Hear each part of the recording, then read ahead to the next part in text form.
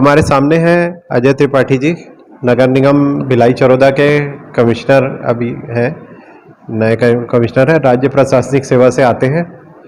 अजय जी, ये जो नया बजट पेश हुआ है, इस सत्र का नया बजट पेश हुआ है, इसके विषय में बताइए। देखिए, आज पिछले फाइनेंशियल ईयर का अंतिम दिवस था और आज हमारे नगर निगम भिलाई चरौदा के लिए पिछले वर्ष का पुनरीक्षित बजट, जो कि वास्तविक बजट है, और आगामी वर्ष का 23-24 का अनुमानित बजट माननीय महापौर जी द्वारा प्रस्तुत किया गया।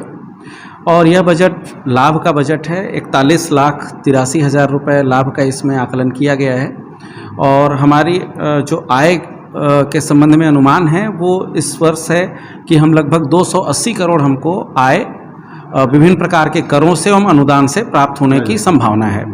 साथ में हमारा जो खर्च करने का हमने सोचा है वो 291 करोड़ रुपए हम खर्च करने जा रहे हैं, जिसमें कि पिछले साल के भी जो अतिशेष थे वो भी शामिल हैं। तो इस प्रकार यह बजट लाभ का बजट है और पिछले वर्ष की तुलना में इंक्रीमेंटल है। लगभग हर फील्ड में, संधारण में, विकास में, पार्कों के रखरखाव में ज़्यादा राशि का प्रयोजन इस बार रखा हुआ है। कुछ नए काम भी इस साल लिए हुए हैं, जैसे कि हमारे एरिया में कुछ ग्राम पंचायत जुड़ करके नगर निगम बना हुआ है। तो उस ग्रामीण परिवेश के जगह हैं जहाँ पर कुछ प्राकृतिक नाले हैं, तो उन नालों पे तटबंध लेने का भी इस बार है, ताकि हमारे एरिया में कई जगह पर जल स्तर में कमी गिरते जा रहा है, भूगर्भ जल स्तर, तो उसमें बढ़ोतरी हो सकेगी।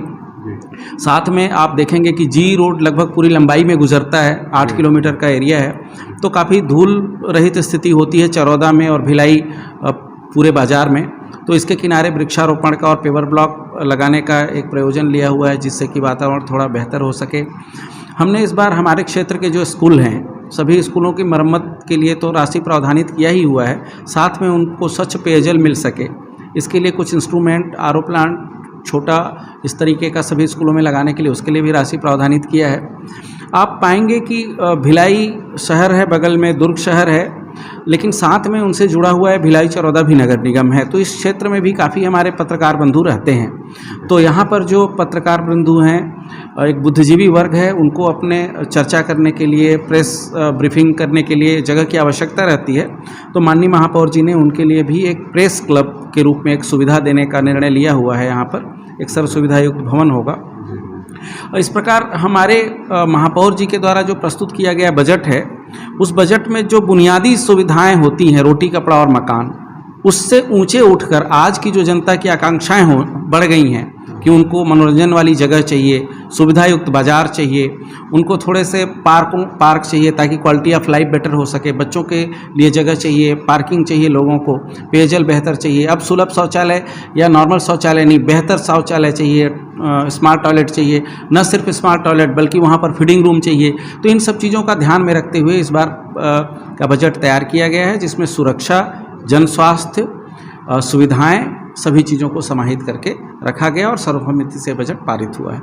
कमिश्नर साहब, जैसे इसमें आपका रेलवे का कुछ भाग आता है, आपके नगर निगम क्षेत्र में रेलवे का भाग आता है, फिर उसके बाद एनटीपीसी, सीएसपीसीएल और बीएसपी का भी कुछ भाग आता है जो ग्रीन बेल्ट बोलते हैं। वहाँ के वार्डों के लिए कैसा रखा है व्यवस्था में? देखिए, रेलवे का जो एरिया है वो काफ़ी लंबा एरिया है। लगभग आप देखेंगे तो जी रोड के दक्षिण भाग का लगभग पूरा एरिया रेलवे का एरिया हो जाता है। तो उस एरिया में विकास कार्य तो हमारे द्वारा नहीं किए जा सकते रेलवे के क्षेत्र में, लेकिन जनता वहाँ भी रहती है, हमारे नागरिक वहाँ भी हैं। तो उनकी जो मूलभूत सुविधाएं हैं, जैसे नाली है, सड़क है, पीने का पानी है, इसके संबंध में हमारे द्वारा प्रावधान रखा गया और किया जाता रहा है। अभी एक आपने अच्छा प्रश्न किया, उस एरिया में सफाई को लेकर के काफ़ी परेशानी रहती थी, क्योंकि वो जिम्मेदारी रेलवे की बनती है और वो एजेंसी तय नहीं कर पा रहे थे। तो काफ़ी कई दौर उनके साथ हमारी मीटिंग हुई और उसके बाद हम अभी अंतिम स्तर पर हैं, उनके साथ हम एग्रीमेंट करने जा रहे हैं, जिसमें रेलवे हमको पे करेगी और उनके एरिया के डोर टू डोर कलेक्शन से लेकर के नालियों की सफाई तक का सभी जिम्मेदारी नगर निगम पूरी करेगा। जी, लंबाई लिए हुए हैं, एक तरफ आपका मोरिच से लेके इस तरफ आपका जो आखिरी का वार्ड है जरवाए तक है, वहाँ तक जाता है। लाइट और प्रकाश के लिए अब विद्युत व्यवस्था के लिए क्या बहुत अच्छा प्रश्न है आपका। देखिए, जो नगर निगम भिलाई चरौदा है, असल में इसका नेचर जो है सब अर्बन जैसा है। इसमें आपको एक अर्बन टच मिलता है, जिसमें भिलाई 3, चरौदा, पंसिल नगर, पदुम नगर, वसुंधरा नगर, विश्व बैंक कॉलोनी, इस तरफ पे आपको एक तरीके का शहरी माहौल मिलता है। लेकिन साथ ही मोरीद, चरवाय और गनियारी, सिरसा कला, इस तरफ पे थोड़ा सा ग्रामीण प्रवृत्ति है, काफ़ी उनका खेती कृषि प्रधान लोग रहते हैं उस तरफ पे। और साथ ही आप जाएंगे हथकोज में, इस तरफ हमारे CSIDC के काफ़ी इंडस्ट्रियल बेल्ट भी है। तो इस प्रकार का इंडस्ट्रीज़, एग्रीकल्चर और व्यवसाय तीनों में जुड़े हुए लोगों का कॉम्बिनेशन है यहाँ पर। ऐसी स्थिति में यहाँ पर जो हमको जब जो भी कार्रवाई करनी होती है, सभी को ध्यान में रखते हुए करना पड़ता है। अब जहाँ तक प्रकाश व्यवस्था की बात है, तो ये प्रकाश व्यवस्था जो शहरी एरिया है उसमें तो बेहतर है, लेकिन कुछ ग्रामीण एरिया में जो नए सड़क बने हैं उनमें मार्ग प्रकाश की कमी है। तो मार्ग प्रकाश के लिए हमने अलग से 50 लाख रुपए बजट में प्रावधानित किया हुआ है। कुछ एरिया में सोलर लाइट से उसको प्रकाशवान करना है, उसके लिए 3 करोड़ रुपए का प्रावधानित रखा हुआ है। इसके अतिरिक्त ट्यूबुलर पोल लगा करके स्ट्रीट लाइट लगाने के लिए NSPDCL जो है, NSPCL, उससे CSR में बात हुई है। वो CSR में हमको लगभग 2.5 करोड़ के आसपास दे रहे हैं, जिसमें लगभग हम लोग 6 रोड को स्ट्रीट लाइट 6 रोड में हम दे पाएंगे जी।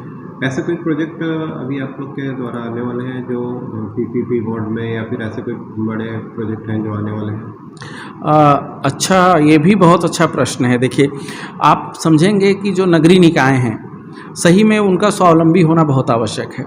नगरीय निकाय ज़्यादातर अपने कार्यों के लिए अनुदान पर निर्भर रहते हैं। साथ ही टैक्सेशन तो जितना है उस पे अगर देखते हैं तो नगरीय निकायों का आकार बढ़ा है, और जो स्थापना व्यय है वो टैक्सेशन से पूरा नहीं हो पाता है।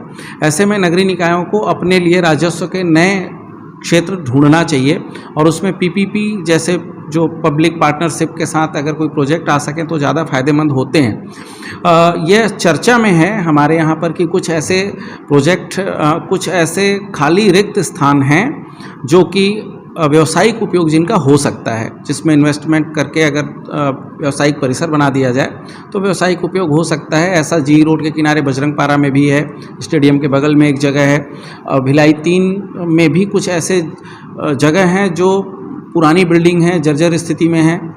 तो इन चीज़ों को समाहित करके जो यहाँ की शहर सरकार है वह उसके विचार में ये बात है कि अगर पब्लिक पार्टनरशिप से अगर कोई राजस्व के नए स्रोत उत्पन्न हो सकें तो उस ओर हम लोग कार्रवाई करेंगे।